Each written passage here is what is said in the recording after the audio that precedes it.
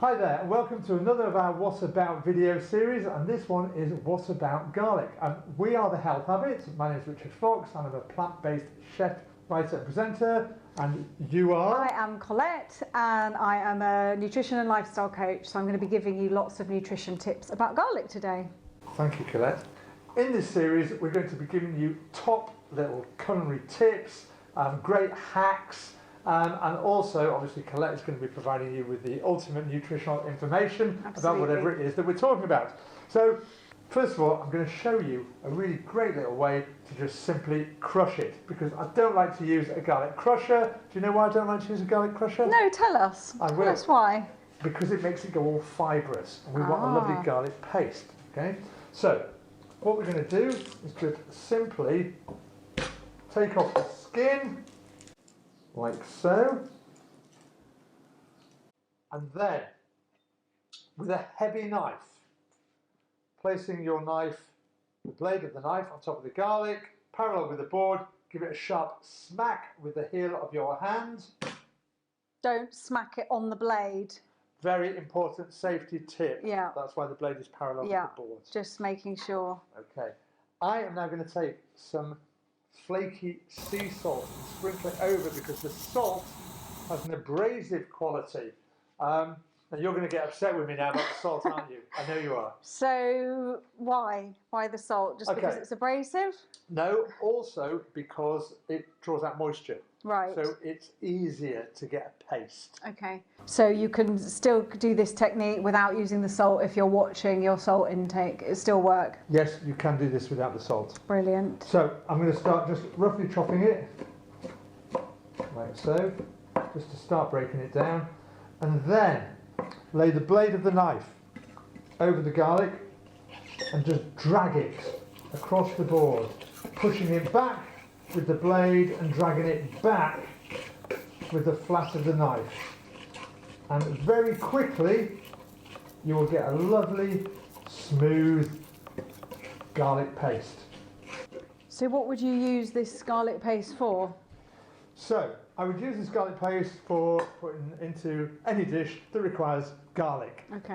Simple as that. I mean, with garlic you lose the flavour really quickly with cooking. So the thing with garlic is to put it in at the right time. Right. So if, for example, I'm frying onions and I want to add garlic to my onions, I will fry my onions first until they're cooked, then I'll add the garlic. Okay. Maybe at the same time that I'm adding the spices. Okay.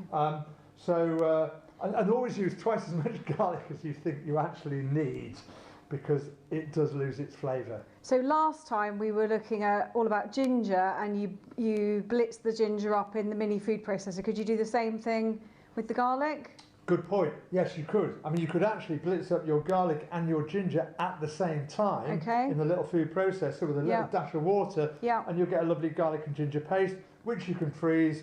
And, in your ice cube tray. In your ice cube tray. Actually, pop it out. Good point, yes. Yeah. Watch our little What About Ginger video and you'll see exactly how to make a ginger paste and use that same principle to make a garlic paste. Now, I know that you've got some really interesting information here about what happens to garlic over time and with cooking. Yeah, so garlic obviously is a member of the allium family. It's all your shallots, your leeks, your chives. And the active compound is called allicin.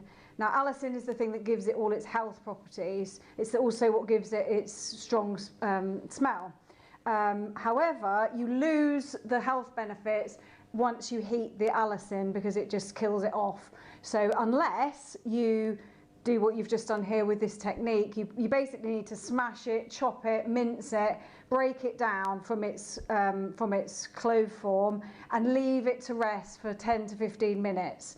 Over that time, the allicin develops and it comes out, it gets stronger so that it can withstand heat in cooking.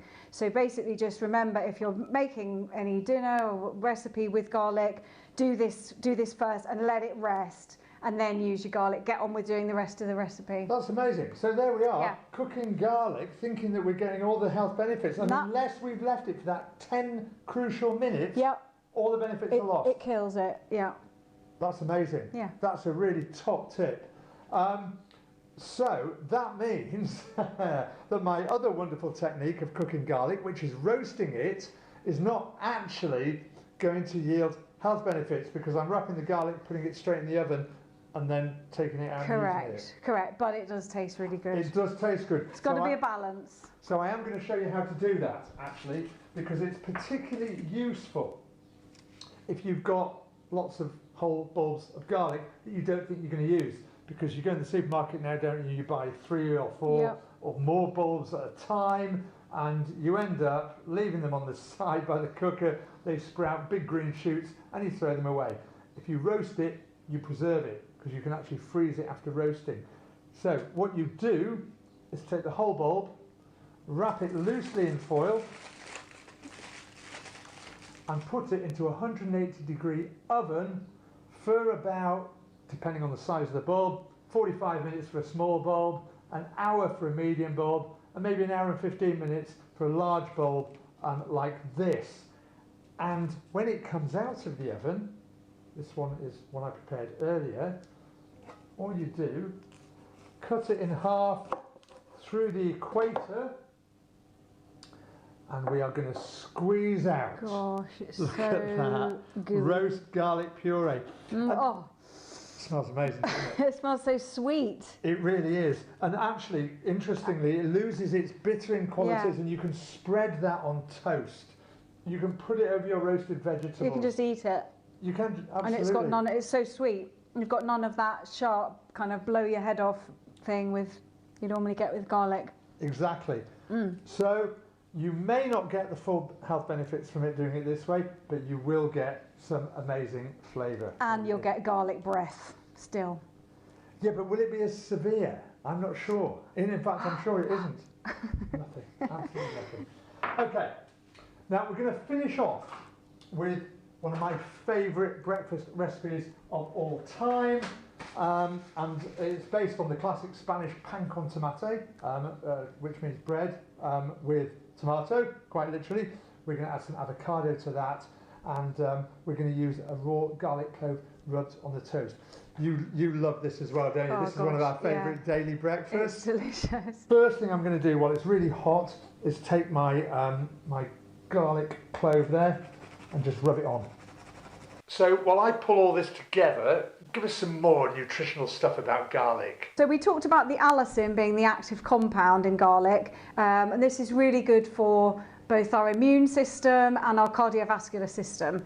So it contains loads of antioxidants, it's antibacterial, it's antiviral, it's anti-inflammatory, so it's fantastic, which means it's great for helping prevent you getting, bugs, colds and flus, viruses. So I've just slathered on the extra virgin olive oil, which I always prefer over any other type.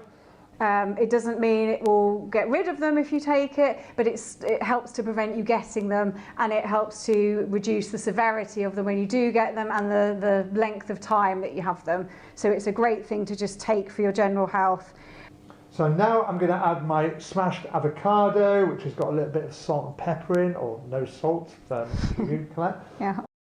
And the cardiovascular system, it actually it can help lower your total cholesterol if you've got high cholesterol, and also the LDL cholesterol, which we often call our bad cholesterol. It can help lower those. However, just one word of warning, if you take any kind of prescribed medication, just check the leaflet that you get with it. With certain medications, garlic can interfere with them. It actually makes them increase their kind of effectiveness, if you like. So for example, if you take blood thinning medication like warfarin, it can actually thin your blood even more because it's so powerful. So just be aware of that. It's fine if you're not taking anything, no need to worry, but food is so powerful and it's so good for healing our bodies. You just need to bear that in mind, that these things can interact. So just check. If in doubt, check with your doctor. That's a really important point, actually, because just because a food has all these wonderful health benefits doesn't mean to say that it's good for you specifically if there's other health conditions, if there's other medication involved. Yeah. This is why we need a nutritionist, isn't it? This is it. We're all unique, so we all react in different ways, and especially if you've got any other health conditions, you just need to just be aware of it. Interesting. Also, it seems that it helps to reduce the hardening of people's arteries. So where you get fat and cholesterol build up and it turns into plaque, is atherosclerosis. This can help reduce that. I mean, not alone, just having some garlic on its own won't save you from a heart attack or hypertension, or a stroke, but with a healthy diet and a healthy lifestyle, garlic is a brilliant thing to include. On with our crushed tomato. And I did this in the food processor earlier on, and I'm just going to finish off with a little twist of black pepper and another sprinkling of sea salt, but not if you have any blood pressure issues. And that is going to be absolutely delicious. Gorgeous. I want to eat it, So but I'm do going to I. resist. I'm going to eat it. And that, ladies and gentlemen, concludes our little video, What's About Garlic. I hope you've got some great information and inspiration for it. Is there anything else you want to add? No, we'll see you next time. See you next time. Don't forget to subscribe to our YouTube channel, and you can check us out on thehealthhabit.co. See you next time. See you.